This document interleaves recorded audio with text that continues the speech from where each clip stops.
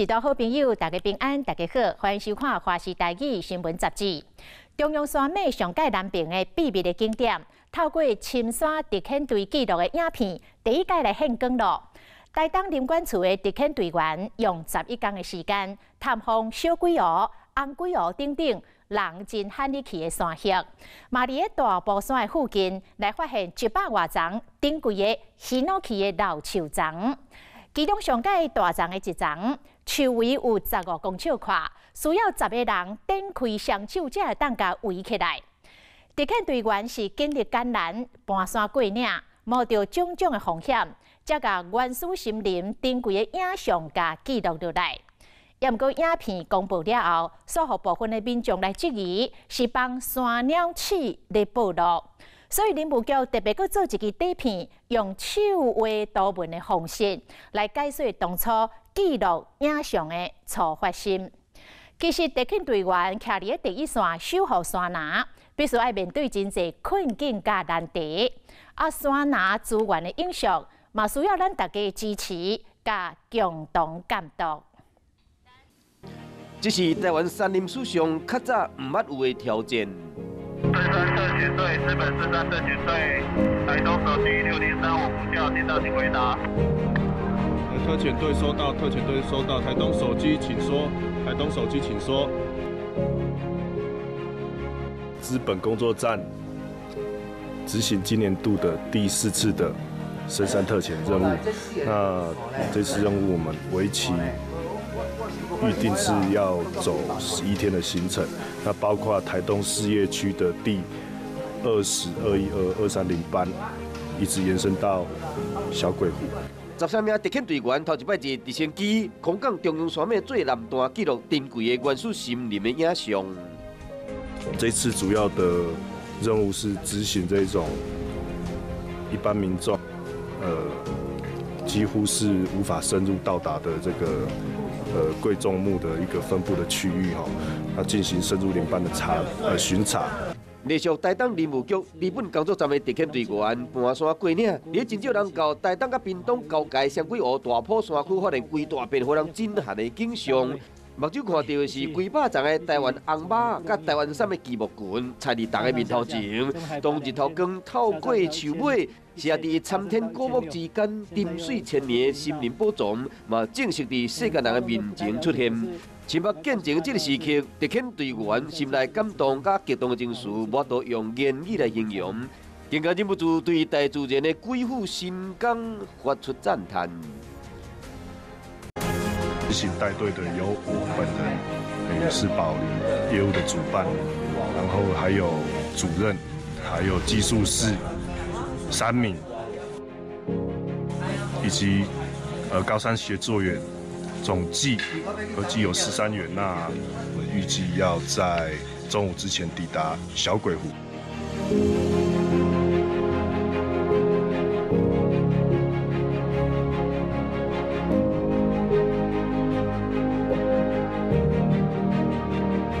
是台东林区管理处资本工作站吴伟豪。这是我第一次参加小鬼湖的深山特遣队。那小鬼湖这个地区对我来讲，就是一直都是非常向往前往的地方，因为这个地区的微气候它非常特殊，它终年都非常潮湿。那从树木可以看到说，从树木的顶端到上端。它都布满着咸苔。那对于一些比较需要这种潮湿环境的物种，像是石松类、蕨类或者是一些附生兰等等，对他们来说就是一种非常适合的生态气味。那这个地区对于一些研究植物的学者来说，尤其是一些研究蕨类的学者，他们可以在这边看到一些稀有或是难得一见的蕨类物种。那对他们来讲，就是他们心目中的神圣宝地。今天我们要走的路线，已经要从小鬼湖由南往北到我们的延平38林班。那38林班，我们预计扎营的地点是在大埔山三角点。那三角点旁边有一个所谓登山界称的红鬼湖。桂湖的海拔在2100公尺左右。那我们今天预计就是要到这个水源地扎营，顺便去整理我们预计要开辟的直升机的临时起降场，做那个空勤队配合我们空中运补物资的一个工作。我是那个资本站的技术室吴太清。我们这次深山特遣队的主要任务是做10年一次的全国资源样区调查。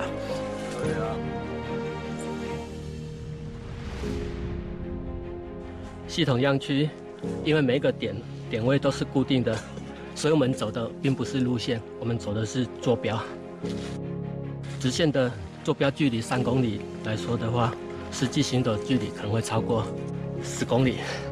想要完成任务，就要继续向前行，根本无法度行的旁边，队员只好设远路。10月里程，撩起开路八壁甲吊挂，简单的过程拢透过影像做完整的记录。但是，以我们这10公里，并不全都是道路，可能会遇到大崩壁需要搞扰，再从领线右下切下来，也有可能遇到很大棵的倒木，我们要从下面钻过去。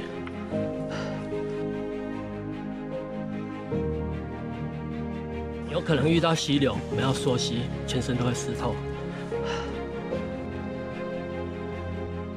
踩过泥泞的沼泽地，有时候明明已经快到坐标点了，却发现前面是峭壁，没有办法过去，怎么办呢？就我们前辈讲的，走下去就对了，跟上来，跟上来，对。我们巡山员有使命感。因为我们巡山员基本工作就是巡山嘛，也是保护山林。我很爱山林，所以我从事这个工作。虽然待遇不是那么 OK， 可是有这个热情，也有这个使命感。因为看到这个自然环境多好，只要水土保持做得不好，底下的居民就会受到土石流然后坍方他们的财产就没办法保全，我们的责任也是这个基本的责任。对这次上上下下，从海拔2000下降到1000，又爬升到1600，现在又走这个林道，可能大众都不太了解，可是我要告诉大家的是，我们有在尽这个责任，保护这个美丽的山林。想起迄段伫山路内面咧行，我靠专业的应变能力甲意志力完成的任务，特遣队员有讲不完的心酸。几乎都是受尽，而且受尽是非常的很难走。因为往北走，回到了红鬼湖，这一路上其实没有水源，我们还要背水，水源是难以掌控的一个要素，所以这个是特遣队员相当艰辛的一面，只不过是我们用透过影像记录来让民众了解。我并不知道前面会发生什么突发状况，是不是遇到没有路的状况？那遇到没有路的状况是要怎么办？是要怎么克服这个情况？那是非常就是担心，有点忐忑，会不会迷路是不是走失之类的？影片内面，互镜头记录到为山壁顶面爬落去的技术师吴太钦讲到这段经过，真正还过会惊。那时候是想说，糟糕，应该可能要交代在这里了。不过还好，有踩到那个别的石头又算有 hold 住，就回来了这样。种种的艰苦甲恐惧，伫大家看到积木群迄个时刻，转化为永远难忘的感动。看到就是那个红块的巨木群，就是整个这样溪沟上整个通天这样的状态。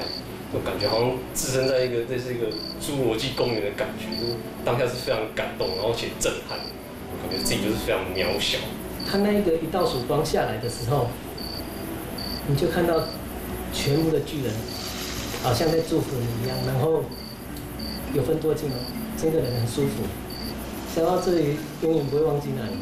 深山特遣队每一摆任务有风险，嘛有受刑。影片内面真实拢表现出来。却有民众认为讲，机务军一个公开顶是甲这山鸟试讲，这高价值的树啊伫倒位，恐惊引来森林浩劫。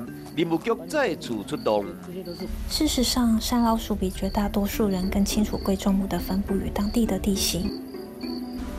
如果珍贵资源所在只有少数政府人员与山老鼠知道，成为阴暗的角落，反而让这些珍贵资源置于险境。愈侪人知影，都有愈侪力量来保护。林务局当然家己做影片，用话方式甲大家解说。影片一个公布，吸引10外万人伫观看，成功引起民众的注意。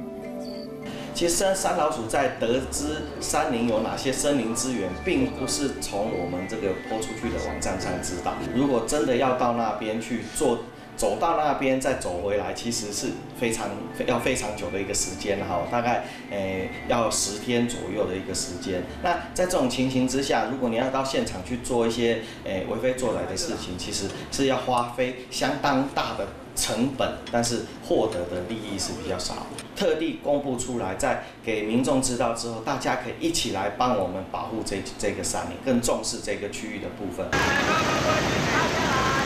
被超过1层楼高的石头入入溪内面，深山特遣队员必须来克服重重的难关，女性嘛无缺席，虽然讲体力较输男性的队员，但过一代土地心无分辨。有点像是越野障碍赛，每天就是一起床一出门就是要跳深潭，然后就是要跳瀑布，然后那个深潭是你都踩不到地，那个经验是非常惊险。大概有3天的行程，就每天都泡在水里面。我其实非常喜欢在林业的第一线的现场工作，因为我觉得，会喜欢森林系，就是想要贴近土地，在第一线跟自然互动，在做一些互动的一个过程，是我非常珍惜的。特遣队员行过野外的小路啊，在深山峻岭之间守护上个珍贵山林资产，在配合真好以及互相扶持的精神下，圆满达成任务，并且顺利记录专程的工作盛况加森林的美景。期待影片公开了后，引起更加多人的关心甲支持。上水的土地由咱共同来保护。